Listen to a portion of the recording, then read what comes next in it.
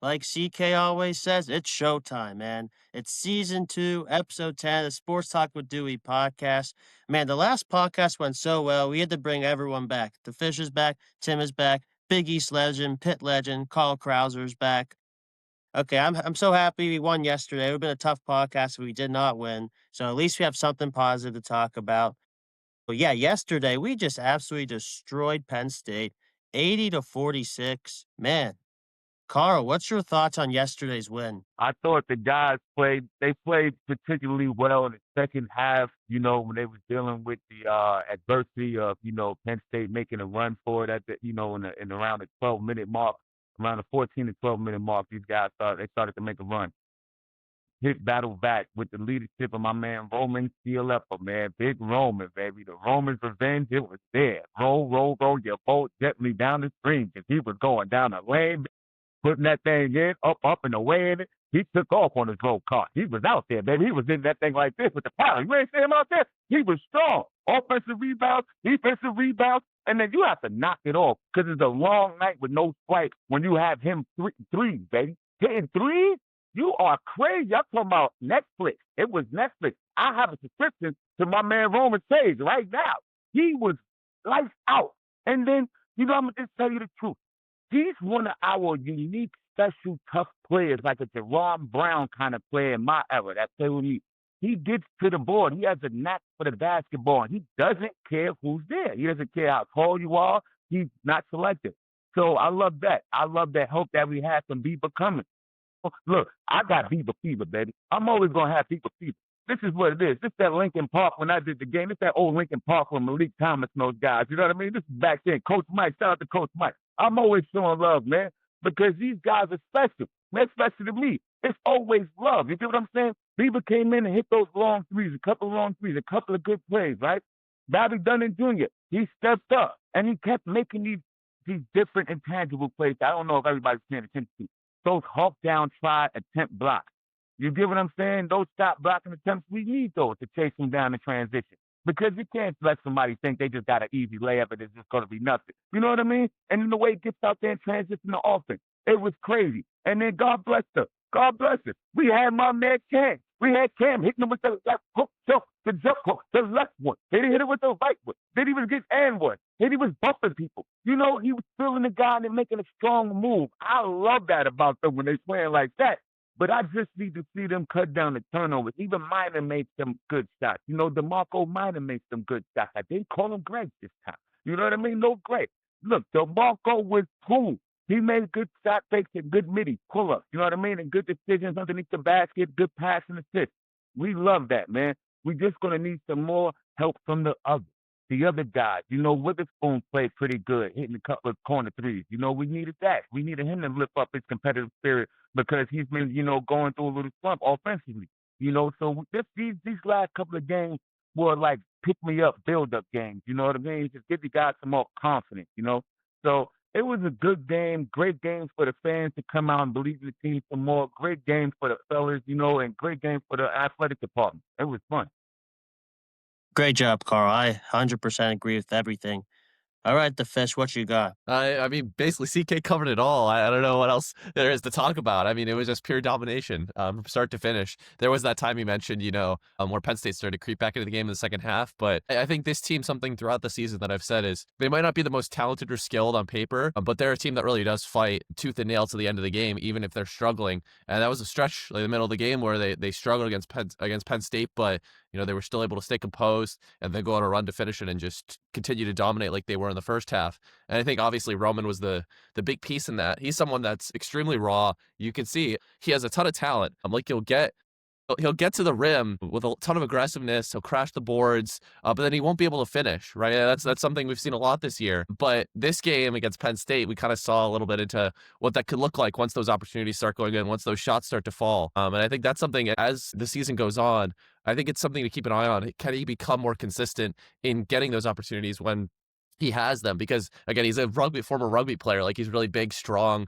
going to be physical. He could be a real asset if he starts to figure it out, put all the pieces together. But it was really good to see him play well. All right, Timmy. I think the thing that pleased me the most is this is now back-to-back games where Pitt shot lights out from deep. and they're kinda showing now that it's not a coincidence anymore. I mean, if you would've told me at the beginning of the season that they would've made 16 threes against Binghamton, shot double-digit threes against Penn State, I would've told you were crazy. I mean, I thought it would take them 8 games to make 16 threes, but the shooting is not a coincidence anymore. Roman making his shots definitely helps, and remember, as Capel says, and most of the stuff he says, I think he's just blowing smoke up our ass, but I really like this one. He said, "Roman just got here in the middle of September." I mean, it's true. He came over. It's not like he was born in Australia, came over. It's not like he was born in Australia, came over, and played and hooped in high school or anything. He literally got to America and went straight to Pitt and practiced with them, so he needed time to adjust to the American game. That's why he was so chaotic, I think, but it's nice to see him slow down, make some shots, and, have that soft touch around the rim. Yeah, you guys all nailed it. First thing I want to bring up is this is the prime example why Penn State does not play us in basketball or football. This is what happens. We will kick their butt. They're scared of us, they won't play us. We absolutely dominated them. We were the tougher team. We got every rebound, every loose ball. It's just a classic Penn State team. They have no respect for the game. When adversity hits, they fold like a lawn chair, and that's what happened. All right. Then, I mean, I was so happy what I was watching. You had guys cutting to the basket. We had some off-ball movement, and then we were getting guys open. We were making three-pointers. I mean, I love watching Roman play. I mean, he was cutting to the basket at will, which is what he should be doing. And I've been saying to my dad every game, I'm saying, "This guy has a really nice jumper. These shots are gonna fall soon." And they fell at the right time against our biggest rival, and we just blitzed those guys for 34 points, and this is the momentum we need going into conference play. I'm super happy for this group. Obviously, not the non-conference we wanted, but that's how you finish a non-conference is blitzing your rival like that. So, Carl, Hey, there's a fellas, video hold on post. one second. One Go ahead, second, go fellas. ahead. This is amazing to me, right? When people say, well, like my man Tim said, when Taker said about Roman just getting hit. Look, knock it off. You recruited the man. You know when the man's coming here. We don't want to hear when the guy got here, none of those shenanigans excuses. Nobody want to hear that, Tent. That's a grown young fella right there who know how to play basketball. Every basketball has a hoop, right? They got that ball got to go in the hoop. It got to go in the cylinder. You know what I mean? It's the same thing. It's the same points to the game. And overseas, they allow you to keep ball. So he actually, you know what I mean? He doesn't have to do everything else they used to do overseas, smash the ball off of him and everything else. You know what I mean? All you got to do is catch a finish or make open shots. You allow overseas, they style you a little more over there because they give these guys, the advantage because we're a lot quicker as Americans, stuff like that, and we're more athletic. So when we get over there, they allowed to hit us, hand check us. It's crazy. It's like football. You're allowed to hit for like a last 4 or 5 yards and everything. It's bananas. And then you got to release for a little while, and then you can go back to attacking the person. But anyway, Roman's a tough player. He's a smart kid. I don't like when Capel what Capel said about him, just getting here and all that. I got here late. I didn't come from overseas. But when you play basketball, you play basketball. You know what I mean? You hit a ball. And if he's going to be in shape, get the kid in shape. You know what I mean? Let him get in shape. Everybody needs to be working out. People should be catching cramps and everything. Everybody should be developed properly. So with that said, when my man excuse me, my man Robbie said, he needs to finish more under the basket, champ. He gets his opportunity. He has to finish. But we just don't want to hear no more stage the toilet bowl shenanigans, okay? We know he's here, baby. And he's a baller. Let him ball. You know what I mean? Don't take anything away from him. Because when he play ball and he does his thing, oh, it's all praise to Roman. You might throw power pedals and all that like it's coming to America. You might throw power pedals at Roman. It might get crazy, you know what I mean? So you always want to pick the kids up, man, and show them love. Since he's working hard, you can tell he's trying. He's one of those kids. He doesn't care what game it is. He's gonna go out there and ball hard. He doesn't put his head down. He's gonna fight, and that's what we all love about him. That's the Pitt way. My Heck bad, yeah. fellas. I Go mean, ahead. I kind of, No. I kind of wish I brought my belt down here. Just how we belted Penn State. Heck yeah. I hate Penn State. That was awesome. All right, Carl. I want to talk to you about Pitt. The creative director posted a video about the players are just celebrating after the game, playing us like kind of an inappropriate song. And you you commented something. Can you explain your comment and why you were kind of upset about like the post and everything? Yeah, yeah. I'm not gonna go crazy with it right now, but I'm gonna talk about it. It's nasty work. It's nasty work. It's disgusting because these are young kids that has families, you know what I mean? And they have a brand that they build. They're working on the brand. They're not just, they came from different backgrounds and different walks of life during their journey. They don't need any help bringing them down. And the grown man, the coach, you know what I mean? That's supposed to be an extension of the family out there who's supposed to be helping your kid, making sure they're cool, making sure they're confident, making sure they're well. He leads them, and he's the leader. He leads them into the fire. He consistently leads them into the fire with these bullcrap songs, the Chief Keef song. Why would you talk about blowing New Jersey up? Who does that? Are you not totally aware of anything that's going on in the world right now, good sir? The Brown shooting, there's wars that have been going on in different countries. There's literally bombs being set off in different places. Why is this appropriate? Stop acting like all of these kids come from the same community too as well. Why would you allow the I'm gonna go blue some, I'm gonna shoot some, I'm loading my 30 up. Yo, that is not appropriate. And it's a grown man to be sitting right next to these kids and thinking and jumping around like they just want a championship and bringing that type of leadership to our program. That's nasty. It's putting a smut on our name. These are young kids who are trying to develop. You're not helping them progress as grown men at all. You're not helping them with their speech in the media. You're not helping them think different. How are you going to go from DeMarco Minor talking about God? Thank you, Jesus. I just hit the game winner. Praise you. And then I'm going to go swoop them jerseys up. I'm going to throw them birds. Yo, are you serious? You think Moan and them know about that stuff over there just because you from Chicago? They not from the go. They can't do that. Why would you be okay with that? Athletic director, people, why are you okay with that? Why are you okay with walking the club and take over your side? Who sells drugs on the team? You all make mad money. You all make NIL money. You're none of your drug dealers. You don't want to hear it. We don't care about it. What are you doing? You got a patch in your socks? What do you got for it? What do you hire? Are you John Morant's next problem? Are you the new John? Put us on. Because it seems like you guys are led the wrong way. It seems like you're okay with wanting to fight somebody. Put your hands up. You want to put the dukes up. But you do not want to guard anyone. When it's a tough game, you can't guard the toilet bowl. When it's a tough game, you couldn't guard the coffin. It was crazy to see this. Then in the man defense, shaky. Help defense, shaky. Communication, shaky. I don't know what you want me to say. When we're talking about people being more aware of how you developing these kids and how you're going to be a head coach and how you're going to help somebody grow as a person, what do you want them to think? How they're going to be a leader? How they're going to teach somebody else? With the 30s? With the 30s and blowing people up? Why is that? After a win, you won 2 games against shaky, mediocre teams. Why are we settling the Pitt brand? Our winning traditional food. Why are we settling for that type of mediocrity? For that bullcrap? That's BS. Our kids, if I was one of them kids in this family, I'd be mad calling into the school, talking about, look, I don't want my kids around that. Yeah? Why does he need to listen to that? If I'm one of the kids on the team, look, I'm going to go sit on the side, Jack. I don't need to jump around and do all of this. We only won 2 games, and then look what we listen to. Why are we listening to this music? We're not supposed to be aware of anything going on. That type of music is shaky. That shouldn't be allowed in the locker room. You want to listen to that at home, go ahead, listen to it, do your thing, dance in the shower, I don't care. But when you represent this brand right here, and we're going to be videotaping, video recording for all the see, I just think that's so disgusting and nasty, man. That's a smack in our face to our elders. That's a smack in our face to everybody in the community. And we talk about community unity and uplifting people, man.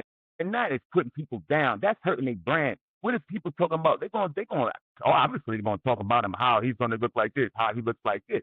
We already got a stigma about us because of our skin color. We don't need no more help. You know what I'm saying? We just don't need it. We don't need help getting trouble. This guy knocked it off. That's it for me, man.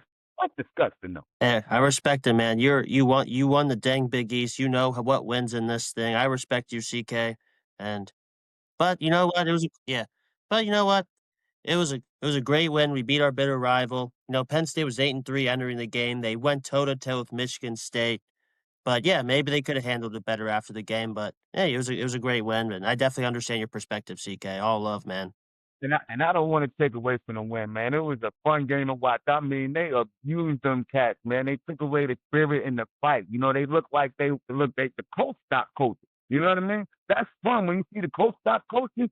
That is amazing. When you see him not available, like his brain stopped computing to call timeouts when we was going on a crazy run. He didn't want to call any timeout. I was like, brother, this is a good time to call a timeout. And then he just keeps seeing us rolling. 3, layup, 3, finish, and 1. I'm like, hey, bro, keep it going. You know what I mean? Roman's back-to-back threes. That's a good time to call a timeout.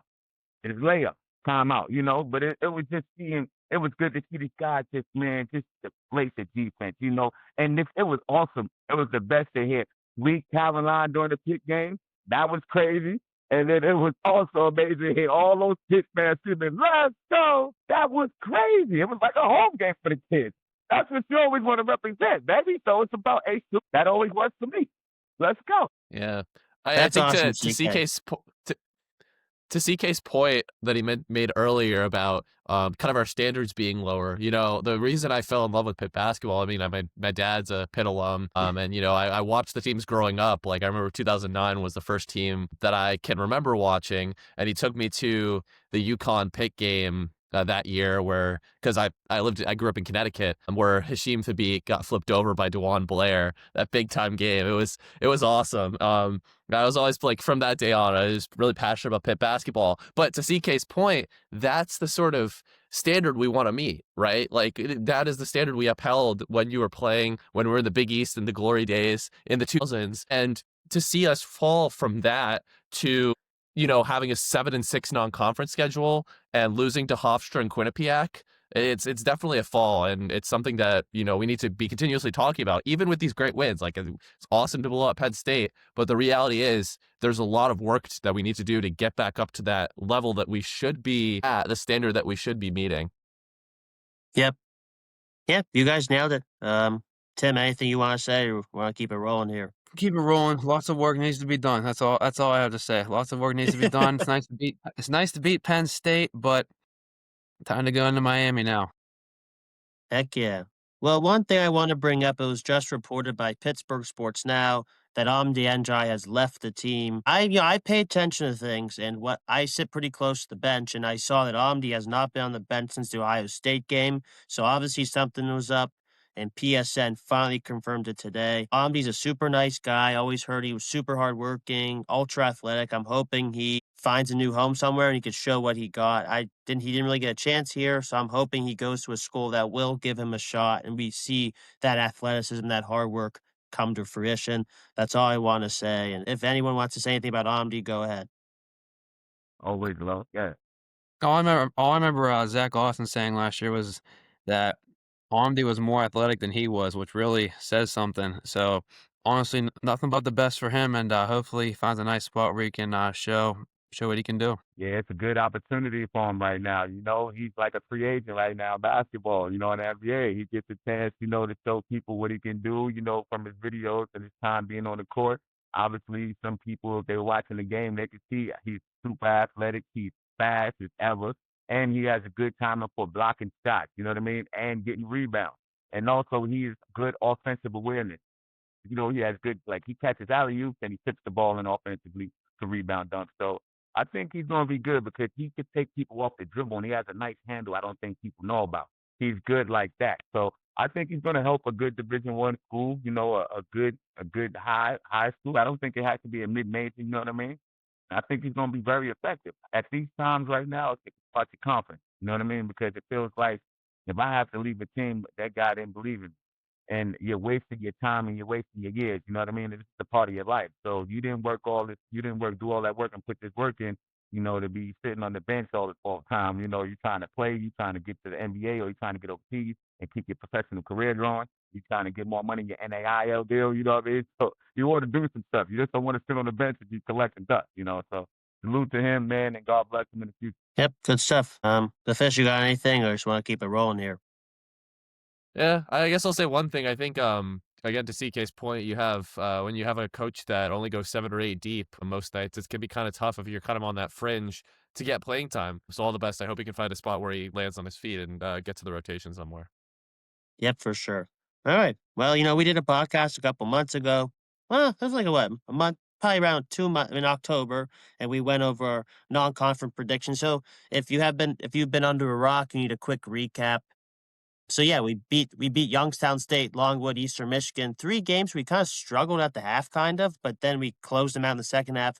We got absolutely blitzed by WVU. We smoked Bucknell. We played a pretty close game with UCF, but they're a pretty good team and they close it out. Then we lost to Quinnipiac, who has a guy we wanted in the portal, Mari Monroe. I kind of marked that game before the season as a troublesome game. Then Ohio State, we all knew what happened there. DeMarco Minor, a shot of the lifetime. I was sitting right behind it. I saw that ball track in. I can't believe we won. Then Texas A&M, that team, they haven't showed it yet, but I think they're going to make some way in the SEC. They're super athletic. They're fast. They're very deep. Then we lost to CK's cousin, Speedy Claxton Hofstra, who also beat Syracuse. So that could be a mid-major team to monitor when March comes. Then we lost to Villanova. It looks like they're on the way to make March Mass. We smoked Binghamton, and then we beat Penn State. So, we beat two Big Ten teams, which is very good, but we also lost to two mid-major schools, which is honestly unacceptable. So I took a screenshot. I had non-conference. I was drinking the Kool-Aid. I had us going 11-2. I don't know what I was thinking. The Fish has 9-4. Timmy had us 10-3. And then let's just put this man on a pedestal. He had us going 7-6, exactly what happened. And one more thing, CK had us losing to Hofstra, and that actually happened. See, do you have a magic crystal ball? Do you have something? Like, how'd you know this What are was the gonna lottery happen? numbers tonight, CK? What should I go and bet on? Yeah. I can't tell you that, man. I'm going to say 11, 11, 11, 11, 11, 11. Always love, it's just fun to do it, man. Sometimes you have to realize what we have and what we're working with, and then who's coaching the team that we have. You know what I mean? We know this guy's coaching, and like y'all all know, he said it. Everybody says it and knows 7-6 deep. We're not going to win a lot of games, champ. Look, we have to play 8 or 9 people when you have people that are this skilled. With the skilled people that we have, you have to play these people. You can't play and win with 6, 7 people and then think, all right. And they keep talking about Witherspoon's supposed to be one and done. I don't understand that. He needs to develop. You know what I mean? He needs a lot of work, man. He's a good player, but he needs a lot of work, and his confidence is kind of shaky. It's kind of wavering. And I don't want to just talk about that kid because he's a good player. I like him. You know what I mean? I like his spin shot. I like his move to the basket. I just think his shot selection could be a lot better. And I think he can pass the ball out sooner. You know what I mean? Become a playmaker once you already draw that a lot of attention. But just to be honest about the schedule, I'm just looking at, I study these people, I study these teams already before. So I already can tell, just being a player, first already, and then being a coach with this thing, I see what we're going to, and I know what Cape is going to do. You know what I mean? We can't win a lot of games with the handoff wheel. Like I said, that's not going to win us a lot of games. And we know we're going to go into a funk. We're going to go into a funk, right? Each game. And the scariest thing and the saddest thing is to know when your team isn't going to come out of that funk. Just to know that your coach at some point in time is going to quit too as well. So I think of these things, you know what I mean? And I put this all in perspective. And then I also said, the Chiefs. Sometimes we're not going to get the whip. So I just put it all together, man, and I come up with the magic view. I just tell you the truth, and I just keep it infinity. You know what I mean? I can't lie to you guys. I care about you guys. I appreciate you guys. But Coach Capel isn't going to allow you to win certain games because his way of coaching isn't helpful, isn't progressive towards these kids. And when you're getting yelled at by Tim O'Toole, when you're getting yelled at by some of these other guys, do you think all of these players receive that well? They're not receptive to that way of talking. You can see it during timeouts. You can see it when they come back on the court. So all of this goes into why I pick for my schedule and my games they're gonna win and everything else with the record. I just have a quick question for you, Carl. Do you think like, a lot of people talk about Capel giving his players freedom on the court? Do you think that freedom is what's hurting them, like the lack of structure in the offense? I think so because it's like a double-edged sword. It's like kind of people gonna say, well, what offense? And then it's gonna be like, oh, and then his structure what? And it's like structure. He has no structure. There's no structure. I'm just trying to tell you, the technical fouls, no structure. It proves it. The game when you want to fight the kid against Florida State, no structure. It proves it. You know what I mean?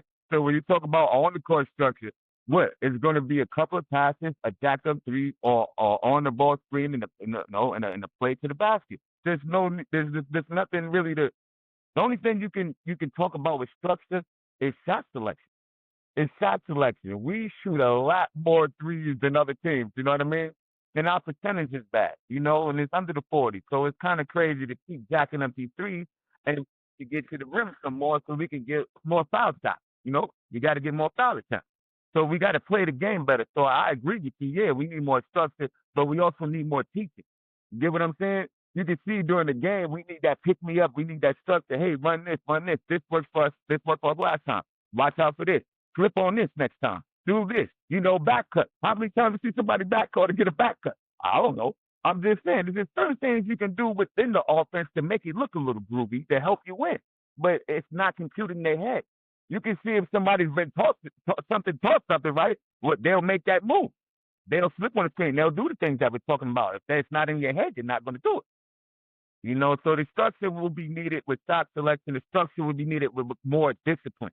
More discipline to stay down on shot fake, on the rotation. Rotate early, get there. Communicate verbally, hands active, close out, under control, and don't jump. You get what I'm saying? Then box for the rebound. As a community, the same thing we're saying. This is the stuff that was going to get us to win. These are all the things that's going to help. It's the discipline and the structure, and then adjust and adapt during the game when it's crunch time. That comes the structure and the discipline. So you're right, Sam. One more thing, too. The structure and the discipline, right? Stop running down and just jacking up threes and fast break. And just kicking it to people and structure. That is sickening to watch. You know what I mean? Like we have the illest lifestyle shooter. I understand you've been improving the last few days, but bless your heart. That's a part of discipline. You know what I mean? It's shot attempt. You gotta oh my goodness. Shot selection. Excuse me. That's all I was talking about. This is when you know about learning. And nobody's telling them about shot selection. You know what I mean? It's just like that freedom, like Tim said. That's too. They do have too much freedom to come down and jack up and pull up and just pull up too many of them shots. That's crazy. Instead of getting us something good, we didn't just score in like 4 minutes or 2 or 3 minutes. Get us something good. Get us something like run something. DeMarco, something. I don't know. Somebody. Yeah, Yeah. and imagine that Capel's lack of structure. I mean, there have been players that he's coached, like obviously Blake Griffin in Oklahoma, and then Bub, who have just like been one and done guys who it really worked for them, right? And those teams are more successful. And I mean, Blake Hinson, like he was someone who would chuck up threes and they would just go in all the time. It's so frustrating to see now the teams, the shot clock could go all the way down to 5 seconds and someone just holding the ball for like 5 seconds and then they throw up a three. It's like there's nothing going on. And that only worked because Blake Hinson was just such an incredible shooter. It's that sort of thing where it's like, it only works when you have that type of player who can win you the game, like actually make those plays, those crazy plays with consistency. And like, we can't rely on having that every year. And that's why we've only made the tournament 1 out of 8 years that he's coached. There's Yeah. been a bunch of fifth year seniors who pretty much just coach themselves. Yeah. Yeah, I think the recipe is there. It just seems like, you got to get really good isolation players who could score and we kind of run like an NBA offense where it's a lot of ISO ball. But I think I'll get into it with our next thing. So yeah, so we finished 7-6. CK, how would you so far assess Capel and the players? Any players you want to bring up specifically? The man said he doesn't know what's going on. He doesn't even know what's going on. The man just said he doesn't know what's happening. I don't know what's happening. They don't know what's happening. Who the hell knows what's happening? You know what I'm talking about? You a head coach to the Pitt team. This is the Pitt team right here. You the head coach and you don't know what's happening, fam. You go in the film, you watch film, you rest your brain, you do this, you hire your brother, you gonna have brother you love, y'all go get a brother sandwich or a hot dog, you know what I mean? And y'all go talk about this thing, you know what I mean? And then you can't come up with nothing good over some candy yams, some collard greens, or some chicken, man, or some fucking. This is the same though. This is bad, Jack. I'm just trying to say, look, you have all of those coaches over there. You hired by 85 of them. You look like a football team over there, okay? You hired all these coaches. And y'all can't come up with nothing good. It's like the song, tell me something good. You can't tell us nothing because you don't have the answer to it. Your team, look, they running plays, right? They running the heads, they put the heads up, right? And then, like my man Bobby said, they hold the ball. It's like they know, it's like each person is being selfish individually, like they don't want to pass that thing to each other. You get what I'm saying? So the direction we heading when you playing selfish ball is a negative position. You get what I'm saying? I see you added one play, you added something else that somebody couldn't remember. That's still going to hurt it. And then when we can't remember to call timeout, when you know there's a shot clock violation about to happen, or you can't scream, nobody's away on the bench, and you got all those 85 people over there that you hired, to be aware of the shot clock violations, to be aware of people in foul trouble. You know, they get hired on for a lot of things. I keep going on the finger. You hire these guys. You hire them. They get money. They get money. So these guys, they're not saying anything. And then, hey, what about my man Mullins? You got to work with the big. You give me Mullins is running the floor. He's not a bad big, but some of the things he does is questionable. You know, I understand when I see some of the plays, you know, against Penn State, I was like, oh, that's my SEM brother. I understand. But look, if you're gonna coach a kid, the best way to coach a kid is not yell at them all the time when they may do something wrong. Not show that super disappointment, that face, that disappointing face. We all have parents, God bless, and or some people that cares about it. When you see that disappointing face for that, oh man, when you did something wrong, and you know you did something wrong, and it's just depleting. You know, it's just adding on to how you feel. It's not gonna help you. It's deflating. So when these kids sit on the bench and they're sitting there, and all of these kids are going through it right now, they're sitting there second guessing themselves. And we don't need our players second guessing themselves because we don't have that many players that's you know super talented. So we need all of these guys focused and feeling like positively encouraged. You get what I'm saying? At all times. You don't think they're aware they're turning the ball over? You don't think they're aware they just dribble that thing right to the next person? It has to be something in that locker room where people have to look at each other and say, hey, brother, look, I care about you. I want to help you become better like this. We have to stay in the gym a little longer. If you need to teach these guys that plays a little bit, I don't look, see, when you say plays and stuff like that, it kind of kills me because we only run a handoff. But when it's time to get whatever, you know, when it's whatever action you want to get off that handoff, whatever you running, you know, sad, man. Whatever you want to get out of these kids, just make sure you get something positive. That's all. When you get good things out of Roman, you look good. Witherspoon looks good when he's playing these roles. You know what I mean? Cam, I haven't seen Cam smile since last year when he was playing basketball. You get what I'm saying? These are the little things. You want to see these kids enjoying the game while competing at a high level. And they're not enjoying the game because they're losing a lot. You get what I'm saying? And there aren't too many people over there that can teach them about winning. So that's trouble. That's a recipe for a loss, man, a losing season. So when we're gonna, you know, on to this next game, I just hope we see a change in Pitt basketball as far as them sticking together more, them sharing the ball with each other more, them screening hard for each other more, trying to get the next man open, them looking ahead, kicking the ball ahead more instead of holding on to the ball, you needing to make the spectacular play. You know what I mean? And I want to see more people than someone else than Roman getting on the ball. I mean, getting on the floor for a loose ball. You know what I mean? It's just these things for everybody. It has to be a necessity. It has to be a need and a want. You got to need a want to compete. You can't just sit there and be okay with people scoring and hitting threes in your face and people just running and getting dunks and layups. It's just nothing. It's just sad to see. So I think we need to come together, man, as a collective group and believe in each other more and play the game with each other more and trust each other more. And if you trust each other more, it'll be easy to win games, man. But the coach has to believe in what he's doing. You can't be talking about, I don't know what we need to do to fix this. Because, you know, the parents are talking, the families are talking, the kids are going home talking to each other. They getting on the phone. Did you just hear him? Did you just hear this? You know what I mean? Our coach just said he don't know what to do.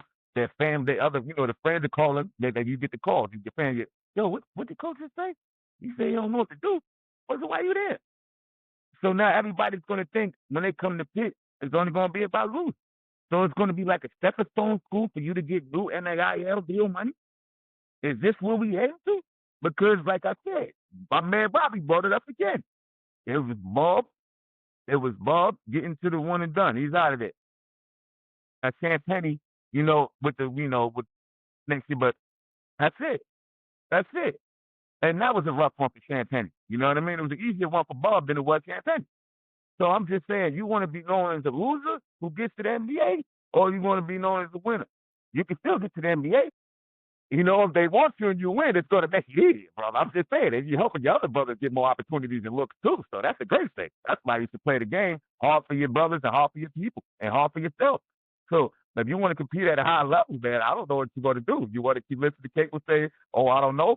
At this point, if I let your coach say that right there, hey, Jack, I'm saying, look, I'm cool. I don't need it. I don't need your help like that. I'm gonna just go out here and play the game I know how to play, the hardest I know how to play, and I'm just let the chips fall. I'm gonna compete as hard as I can, as smart as I can, and I'm gonna just let the chips fall. It's AKA called the effort. You got to gain that effort in. That's it. Man, great job, Carl. So the Fish, what needs to happen for this team to have a good conference performance? I mean, I think you look at what I said in our preseason podcast in terms of what we need this year. I think the things were that the coaching staff tried to focus on are defense, rebounding, physicality, and those were things that traditionally for the past couple of years have not been very good. And this year, frankly, that has not really changed. I still see way too many second chance opportunities from the other teams. We're supposed to build our identity on defense, but it seems like teams are scoring 80 a game on us if they're not named Penn State. The one game where we did play pretty solid defense against the power opponent is Ohio State, and that's the one that we just barely managed to squeak out with the buzzer beater. So it's the sort of thing where you need to really play better in those areas of the game. And frankly, I am pretty pessimistic that that's actually going to happen, because now I have 7 years of evidence that nothing's changed. I'm not gonna it's the thing, it's not magically going to change overnight this season. You know what I mean? I'd love to be optimistic and think it's going to, but I just don't think it will. So the reality is, we need to have played better defense. We need to rebound the ball, be more physical, be tougher. But I just don't see it. I see some flashes with Roman, and I see flashes with Cam sometimes against some of those worst non-conference mid-major teams. But last year was the same sort of pattern. Whenever we hit ACC play, you saw that physicality die down. You saw even more second chance opportunities. So that is what we need, in my opinion. This is how we formed our team. This is how we formed our identity on the defensive side of the ball, and it just hasn't really panned out. I agree. It's all going to start on the defensive end. I mean, stops. Don't let opposing teams score, because when they score, Pitt's going to have to run a half-court offense, and when that happens, shit hits the fan. So just get the ball and go. That's how you're going to get your points. That's what they did against Penn State. They didn't have to think about it. They would just get the rebound, get the steal, and go. When you have to look at your coach and he has to call whatever the hell he's calling, it's not going to work. It's like Carl said, it's just going to be handoff, handoff, handoff.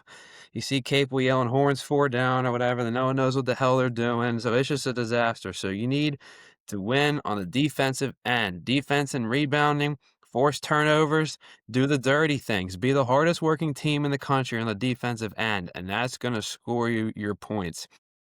I don't think Pitt's going to keep this hot shooting forever. They can be very streaky in that regard. Obviously, they're doing way better than I thought they were going to, but it's all going to start with defense. It makes your life so much easier. Yeah, for me, I just feel like it's been kind of every year we've gotten off to such a slow start. We always screw something up before January. It's kind of frustrating. I feel like besides last year, we started off pretty fast last year, but every other year we've really struggled to start off.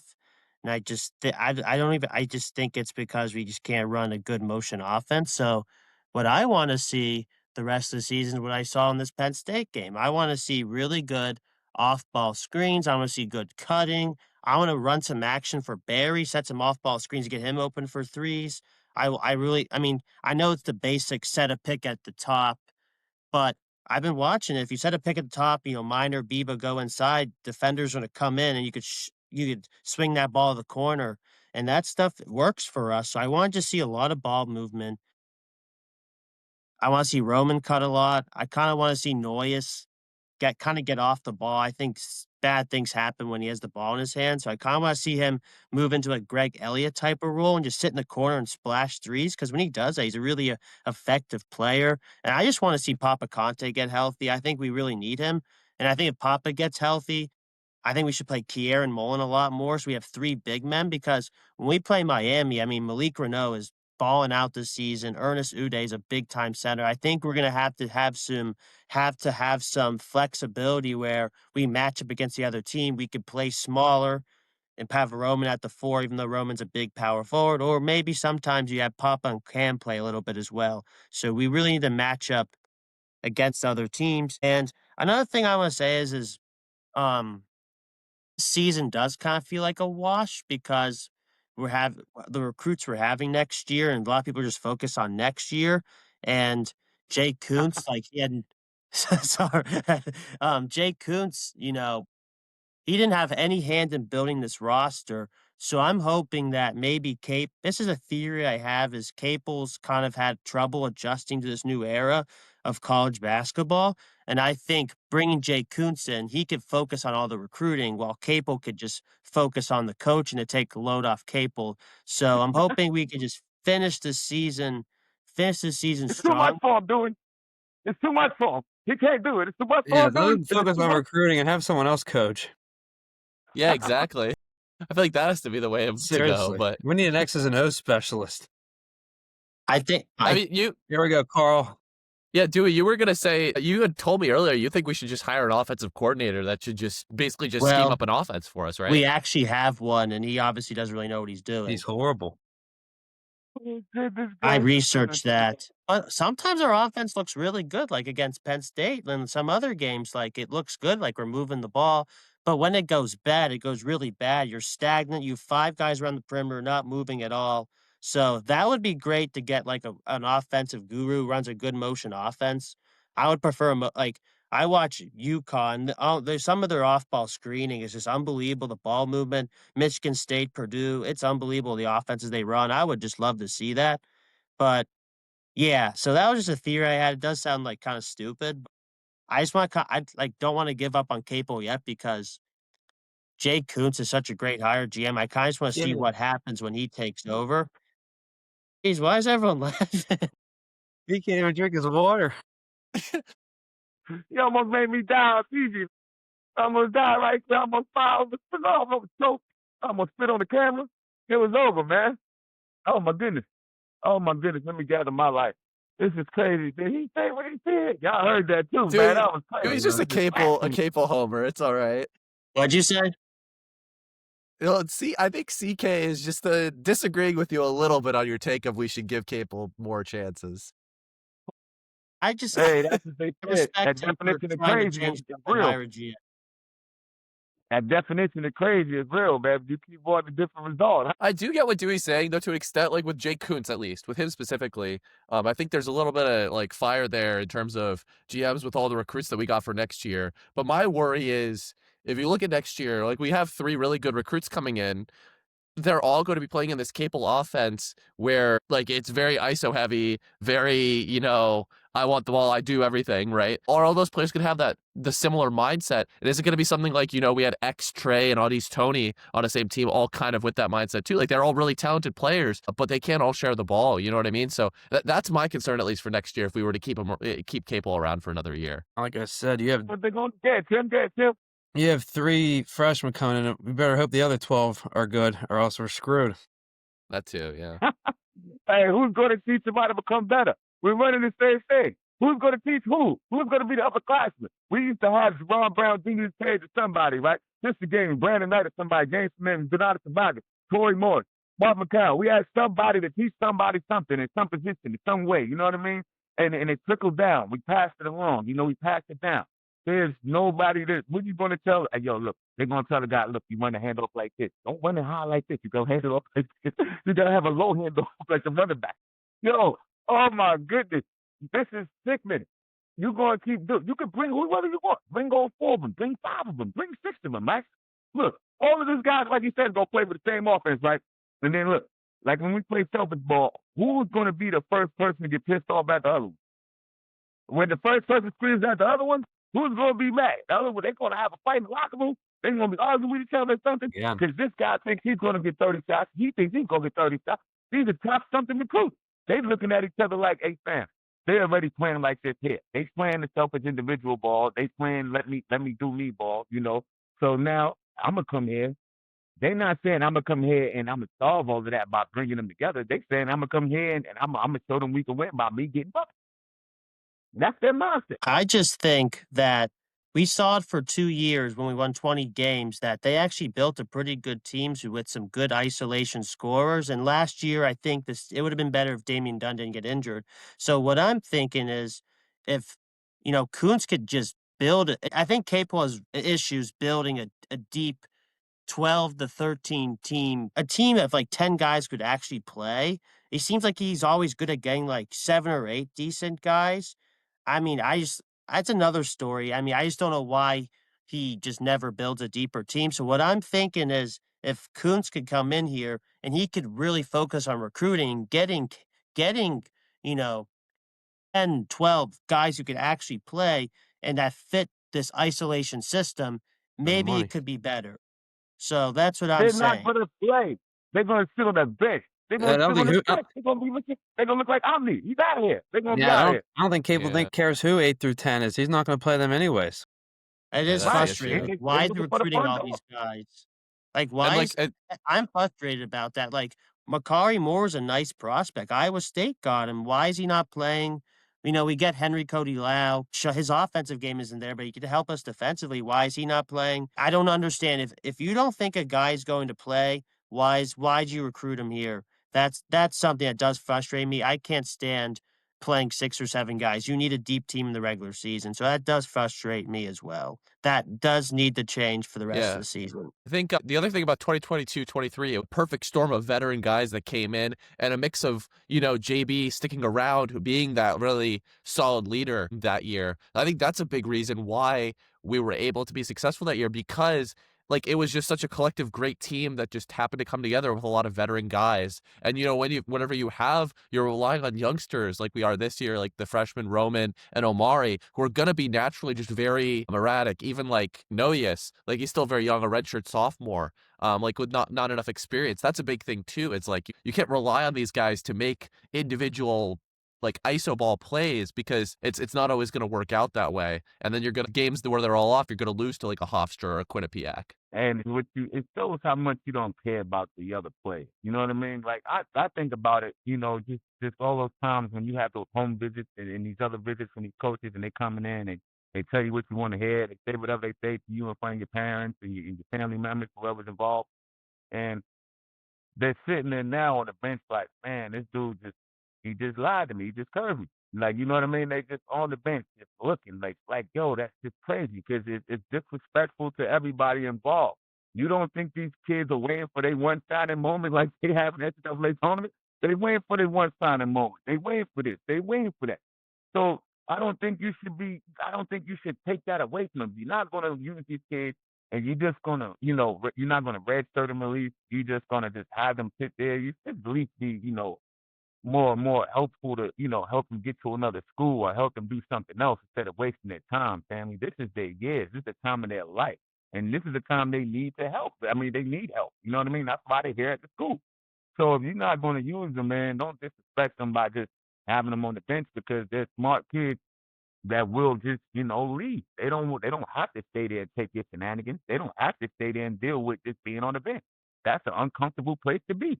You want to be a part of the game. You want to be making your impact in the game too. This is a part of your life. Time is ticking. Time is ticking. Yeah.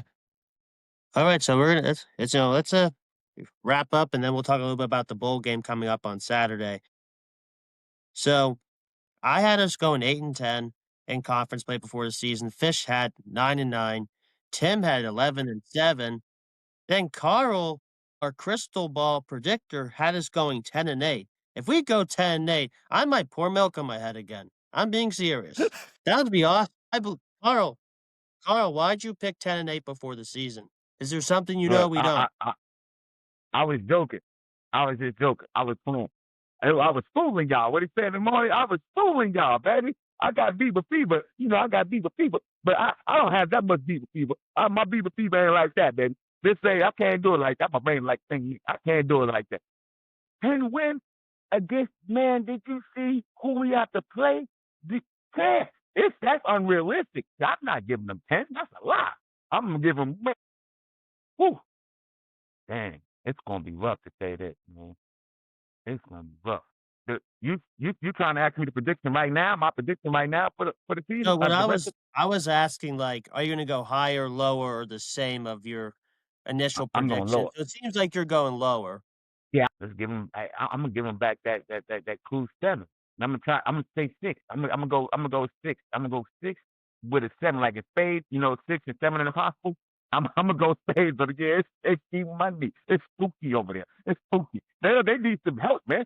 Look, if nobody knows what's going on, Jack, You don't think they're gonna know when the Big East? I'm Big East. I'm on basketball and I'm on Big East shit right now. You think with ACC that everything that's coming on the ACC conference, you think they're gonna be going crazy on North Carolina and Duke and the rest of them?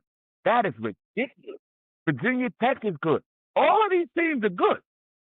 They're not scrubs. They're not the team you just played. They're not Binghamton. They're not any of those guys. So you actually have to play the game right. You have to limit the turnovers. You have to do all the things you need to do. And then guess what? The thing that they really need to do is add some more players off the bench to win, just like we've been saying. So last time they listened to us, and it got a little better. And then look, the poison was, remember the last year, the poison was what? As soon as they start throwing the water on each other. Remember they throwing water on each other. When they won the game, after that we start losing. It's the same thing. Keep watching. Keep watching. All of those years, they would throwing water, jumping around like they won a championship. And then next thing you know, we was in the bottom of in the ocean. We was in the submarine. We was losing. We was tanking. It was bad. So I only wish those guys well. I hope you guys play the game the right way, and I hope you. I can't say. I was about to say listen to your coach. I always want you to listen to your coach. You know what I mean? I always want you to listen to your coach. I want you to be respected to your coach. You know. Hey, wait, real quick. The other thing is you got to let Bieber come and play. Damn, he came off the bench the other time. You gotta let Bieber play, man. Bieber was doing his thing, man. Bieber Shuttlesworth, he can play, man, but you can tell he's uncomfortable right now. They having some problems over there. You can just see it. We can see when people are uncomfortable. You know what I mean? That's what I don't like about some of these coaches, where they think that you can't see what's happening. We can see Bieber's uncomfortable, and we can see how Bieber's scoring the ball and playing and shooting the shots that he's shooting. Remember I told you about shot selection? Look at the shots that he's shooting. It's I don't care. I know I'm gonna come out anyway. I'm gonna get my buck. So this is gonna affect the winning or losing and what you pick. So just you know what I mean? The picks it's then I get 6 in the possible. 6 in the possible. Who the hell they gonna be 6? Who's gonna be 6 in the possible? All right, the fish. So you initially had us going 9-9. Are you going higher, lower? You gonna keep it? I mean, Jay, why are you even asking that question? It's definitely lower. But the reality is, like, there's a lot of factors. My non-conference prediction was actually not terrible. I picked 9-4, and if you factor in, I had automatically just counted all the mid majors as wins. That was basically what happened if you take away the Quinnipiac and Hofstra games. Like I figured we would go 2-4 in the power conference games, and then undefeated elsewhere. Obviously, we had those 2 bad losses, but it is what it is. That's it. It's with a team that's this like inexperienced and frankly not talented. That's gonna happen. And to be honest with you, my ACC prediction is 5-13. I think we're gonna have a really tough time, like even making the ACC tournament. I think that's something we got to worry about this year, especially like you look out for the bottom 3. Like looking at our schedule, we're gonna start 0-5 in the ACC. Like I don't see any of those first 5 games being potential wins. And then I'll be there for the matchup of the century. Everyone's going to be watching the Pitt BC basketball game at the Cost Center in Chestnut Hill. So that's going to be an incredible matchup that I'll be in attendance for. But yeah, it's well. So we'll see what happens, but I just no confidence whatsoever for me. I'm gonna go with 5-13, and my bold prediction last year after the season ended was we were gonna miss the ACC tournament this year. I'm going to stick with that prediction. I say we're gonna finish 16th in the ACC and miss the ACC tournament. Jeez, how do you really feel, Wow. Fish? You know what I mean? Wow. It's really frustrating. Yeah. All right, Timmy. I don't have to ask I'm you. gonna go. You're 11-7, so Yeah, that was ridiculous. I'll go 6-12. 6-12. The other day I was thinking to myself, Pitt's gonna do the most Pitt thing ever. They're gonna beat Miami. They're gonna have all this momentum on their side, and who's gonna come in and beat them again? Clemson. Gonna be the most Pitt thing we'd ever see in our entire lives. But no, in all honesty, at 6-10, I mean they'll win some game or 6-12. They'll win some games, but nothing sustainable and just another year of this. Another year. We only have about 30 more to go in his contract, so we're getting there. yeah. I was going 8-10, which wasn't horrible, but yeah, I'm gonna lower it as well. I'm gonna say 6-12. Some games I think we have a good chance. Yeah, Miami's a horrible matchup with those 2 bigs down there. We never beat Clemson, so I'm not gonna say we're gonna beat them, and they're solid this year. I think we have a chance against Syracuse. They're kind of I mean, they've been kinda up and down.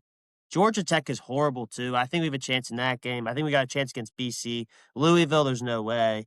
NC State, probably no way. Maybe Wake, at Clemson, at Virginia, at versus SMU. I really don't even wanna see what Duke and North Carolina do to us this year. Notre Dame at home. Shrewsbury's on the hot seat. I think we could have a chance. Okay, I wanna say this right now. Cal is the sleeper team in the ACC for me. I think they're gonna make the NCAA tournament this year. A.J. Ames, Chris Bell, John Camden's a great trio. They're very good. Well, that's all. I think Stanford, we have a chance. Four State's really bad. So I'm gonna say 6-12 as well. So that would have if we go 6-12, that'd have us at 13-18. I'm just hoping we win at least like 12 games, get under 20 losses. Just have some hope going into next year with these Frosh. I am looking forward to seeing Omari Witherspoon the rest of the season. I really like his potential. His footwork is fantastic in the paint. He really knows how to score. The only weird thing about Amari is he he won't shoot an open three. He always waits for the person to contest. He'll like step back into it. But I think he's a super talented player. I'm really excited to watch him and Roman down the stretch. And Biba, I love Biba too. When he plays at such a great pace, what CK was saying, he can really score. So it might not be the best season, but we're all Pitt fans. We're gonna stick with this team. We're gonna watch the games. I'm hoping they surprise us, and because that Penn State game was encouraging, so I just hope we keep it rolling and we have a nice conference season, and we can look forward to next season. So, does anyone want to say anything else before we talk about the bowl game for a couple minutes? You know, we need to get my man Noses some open shots, man. He's working too hard out there. You know what I mean? Like y'all said, with him handling the ball, we need to not eliminate it, but limit it. You know what I mean? Like let him catch that thing, boom, let him get the rock on the wing and make a play. You know what I mean? And off a pick and roll or something else. He needs to come off a more stagger. Him and those two Yeah, need to come off of two staggers. Which way? I don't know. I don't care which way you do it. You can get other people open like that. Those guys, they can get in the rhythm and they can lights out shots. They can get going.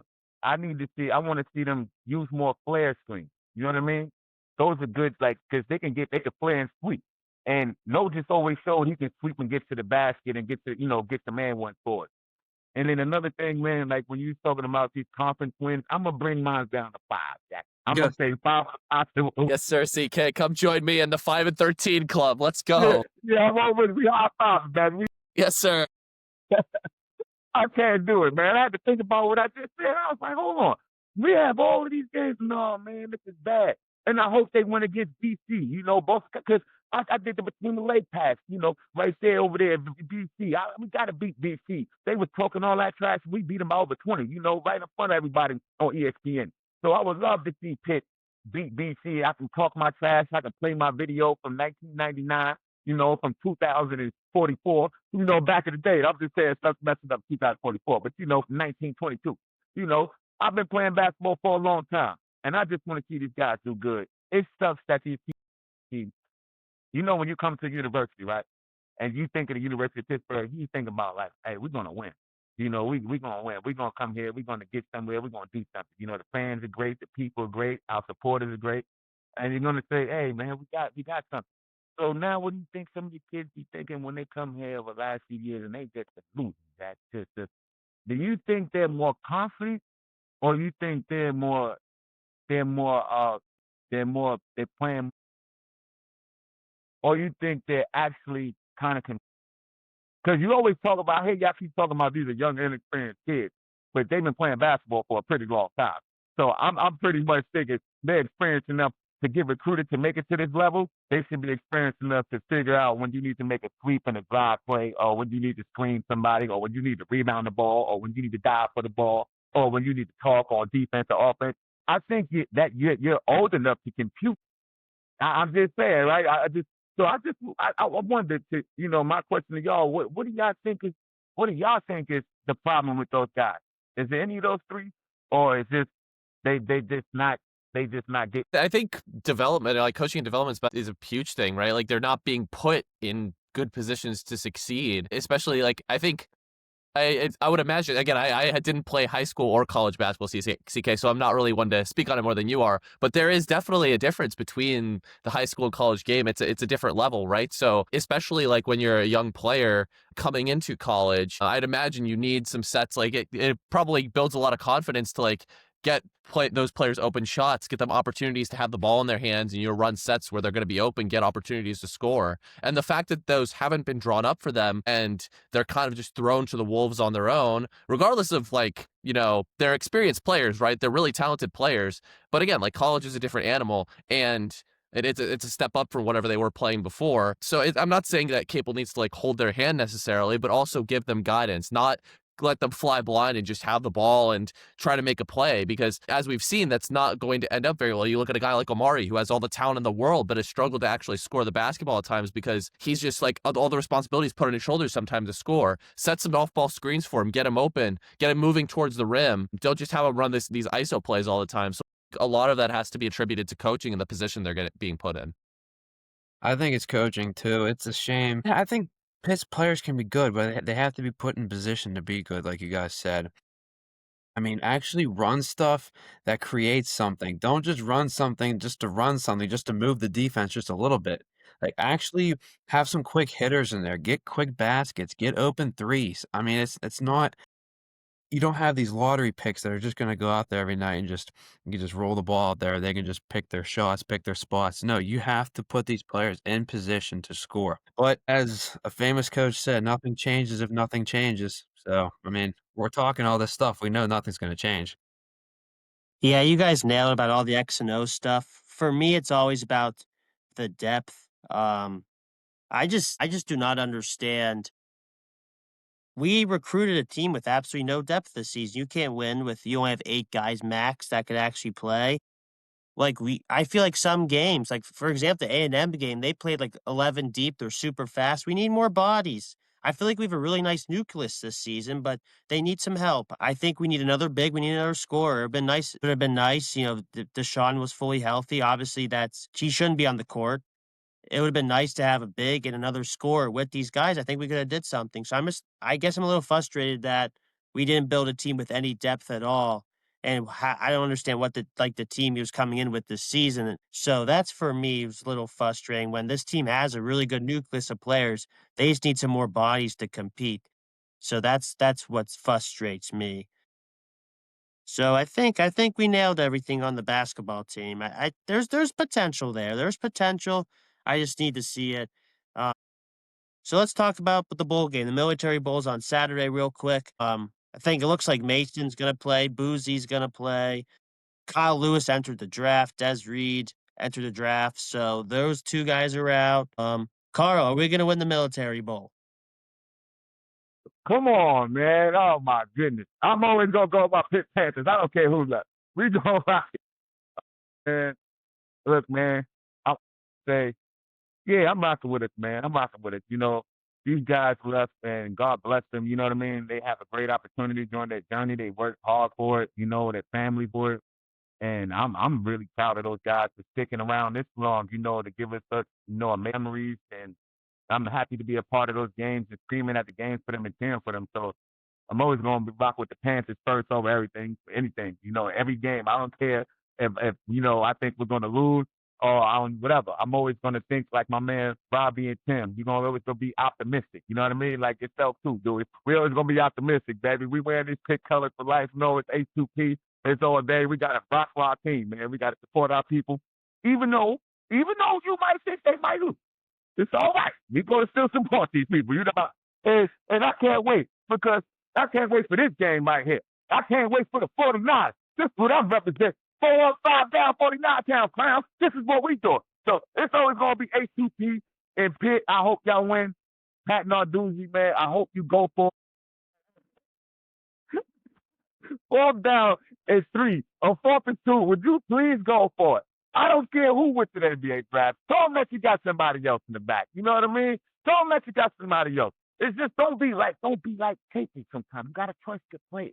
You got to say you got to trust them. So look, you got to put up the next running back that we're going to be looking forward to watching and let him go do his thing and let him have a stellar game, the blessing game that nobody think is going to happen. Let him have it, man, because If these kids go out there with that positive encouragement, I guarantee it.